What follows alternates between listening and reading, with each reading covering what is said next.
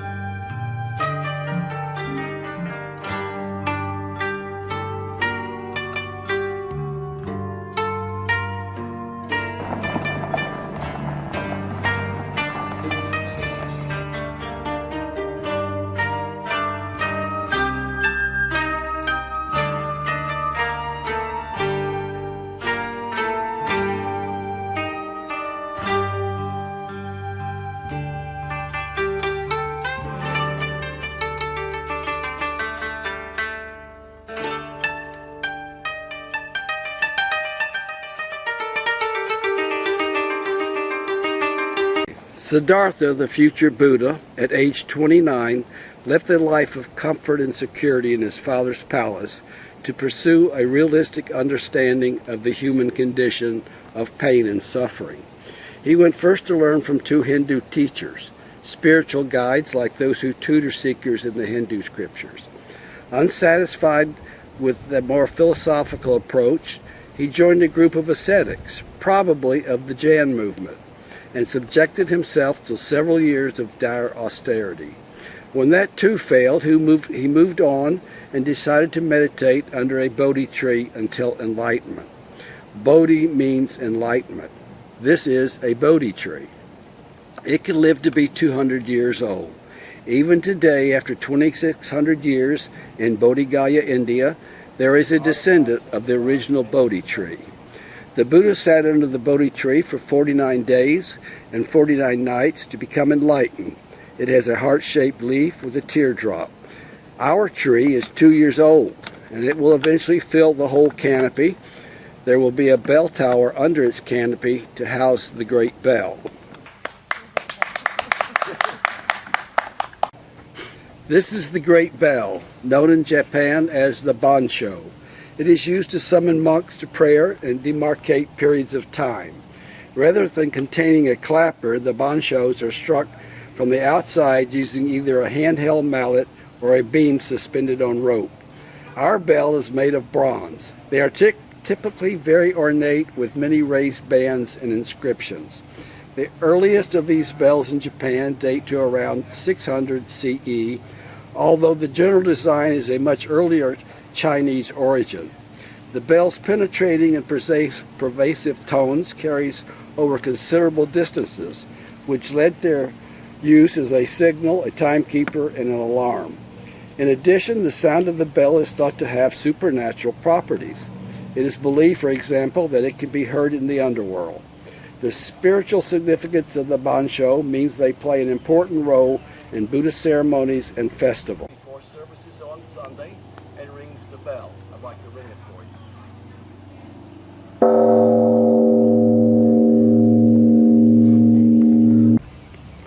This banso is our call to service bell. It is made of 2,200 pounds of bronze, cast in Vietnam. A monk sits in this chair and rings the bell for a half hour before services on Sunday. While we're here, I would like to point out that you can read Vietnamese.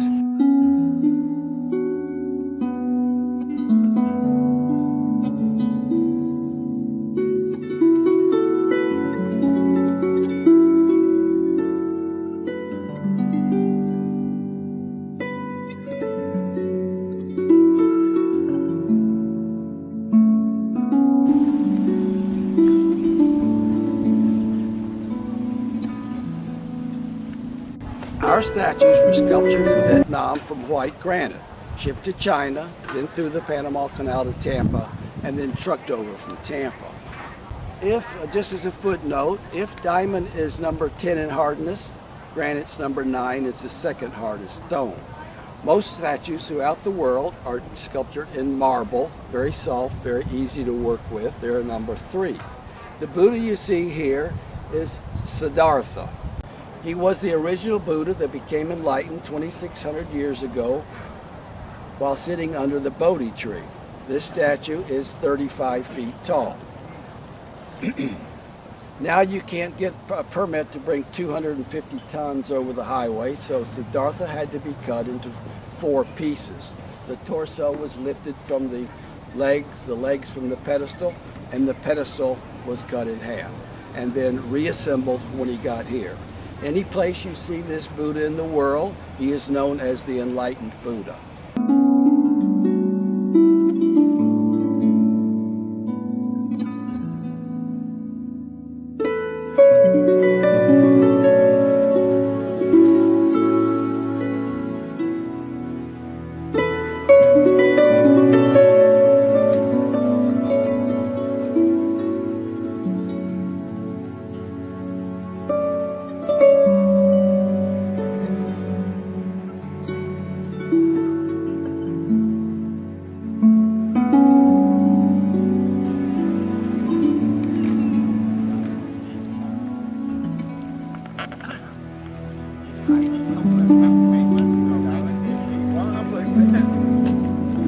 This is the Nirvana Buddha.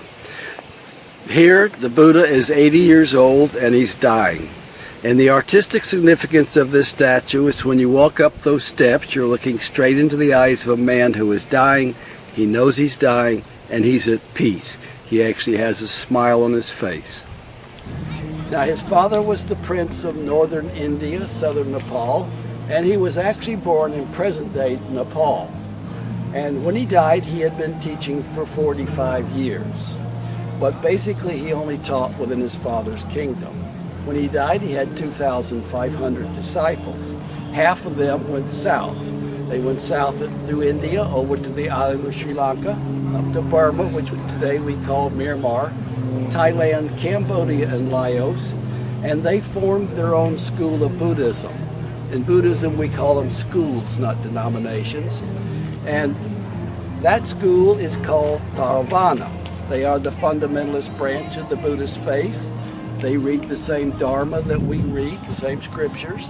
And every text within this Dharma is called a sutra. They read the same one, but they interpret it like it was 2,600 years ago. And if you die as a Theravada Buddhist, you may die and be reborn for eons before you become enlightened.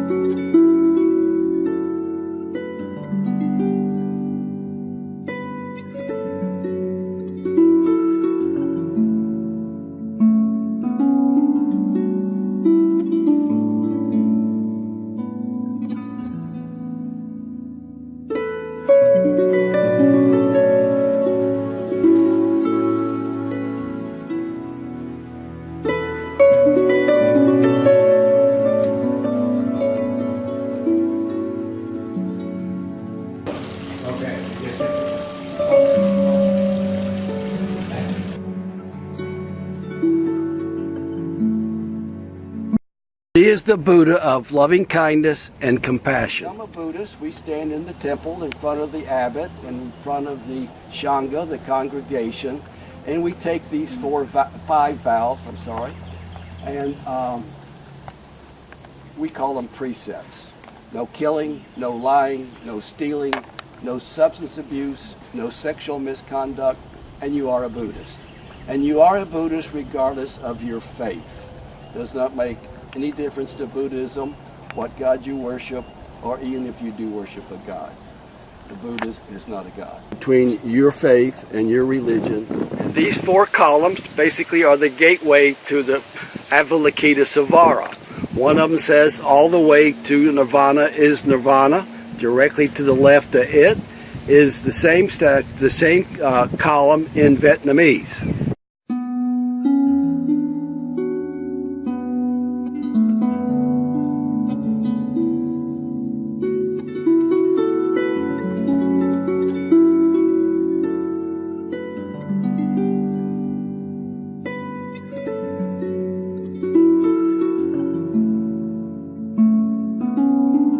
This is a very large incense burner, and it's used to burn incense, which is a sign of impermanence. It goes from a stem to a little bit of fire to a cloud of smoke and then just dissipates. That's one sign of impermanence. It's the Heart Sutra. The Heart Sutra is a very original sutra by the Buddha on emptiness and the non-self. And it takes a little thinking, a little research, and a little study, and you begin to grasp the concept of non-self.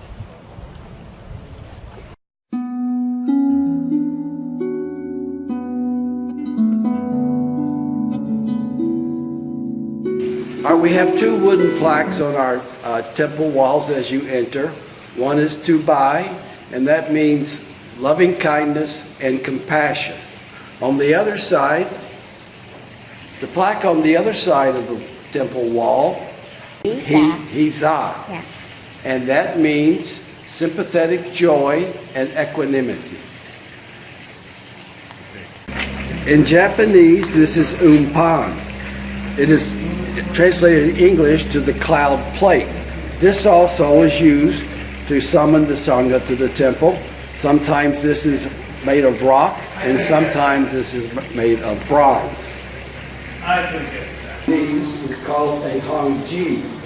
It is a big wooden gong in English. It is a heavy, solid board hung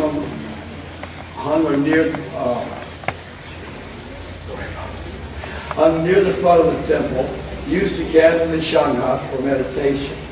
The translations from Chinese on the front of the board to English is birth and death is grave and pain. Transcendency will soon be here. Let each wake up to the fact, and being ever reverent, do not give yourself up for dissipation. Now on the back side of the gong is another inscription. This gong is rung by the monks and the nuns when entering the temple, and this is for the purpose of waking one up to the fact of mindfulness.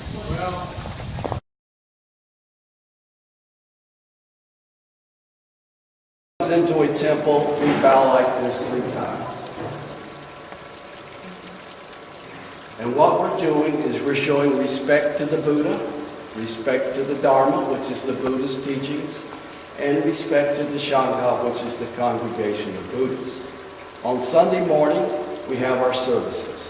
At 10 minutes to 10, the Sangha comes into the temple first, and they'll be sitting on cushions like those two you see right there. They'll be prearranged all over the floor. And if you have some physical reason why you can't sit lotus style like the Buddha on the floor, then you sit in the chairs. But about 80% of the people will be sitting on the floor. At 10 o'clock sharp, the nuns and the monks come over from the monastery. And they come over in a single file procession with the most senior member of Buddhism being in the lead. Now normally that senior member is a monk, but occasionally the senior member is a nun. So actually it's led by the senior member and not by gender. When they come in, we stand up and bow a show of respect. Now, I want to point out too while we're standing here that this is a Mahayana Pure Land temple with a little Zen blended in with it. And we keep our temple very plain, very simple, very austere. We keep the focus on the Buddha. If you go into a Tibetan temple, a Thai temple, or a Cambodian temple, they're very ornate, they're very beautiful. There's gold statues everywhere, there's carpets on the wall with every major life event of the Buddha woven into that carpet. So I want you to realize that just because you came in this temple, you haven't seen them all. They're all different based on their school and their country of origin. So when Tai was 6 years old, he was given to this master to become a monk. Now you can't do that in the U.S., but you could do it in Vietnam. This master raised Tai until he was 18 years old in a monastery with many monks and many students.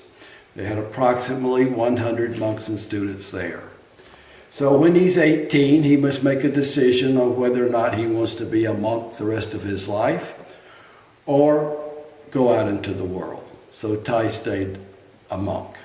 The name of this staff is Katakuru, Katakara in Sanskrit. It means the sounding staff. This bell in Japanese is kin. It's a somewhat larger bell. It's usually found within the Buddha hall and is struck on the rim with a mallet.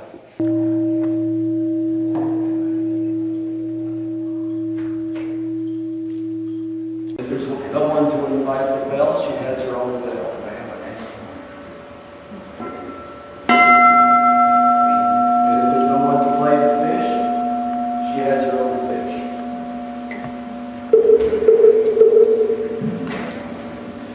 And then if the person on the fish is not quite on tempo, they have not placed the little fish. Okay, this is our dining hall. Once a quarter we have a 3-day retreat. And when we have a 3-day retreat, we have too many here to eat in the monastery, so we all eat in the dining hall. Our 3 days retreats are on Friday, Saturday, and Sunday.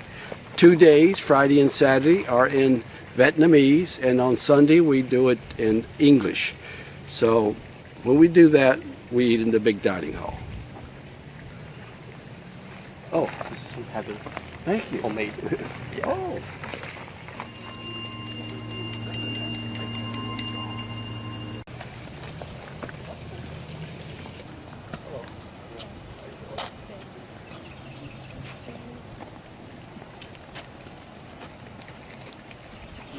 Okay, next to our dining hall are the restrooms. The small restroom on the right-hand side is open every day. We only open the large ones on retreats and with large capacity. Next to the bathrooms is the gift shop.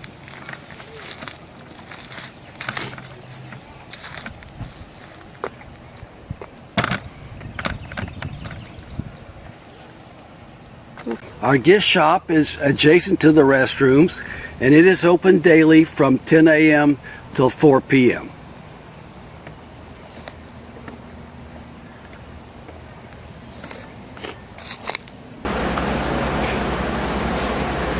Welcome to White Sands Gift Shop. We have many Buddhist items in here, as well as assorted gifts. And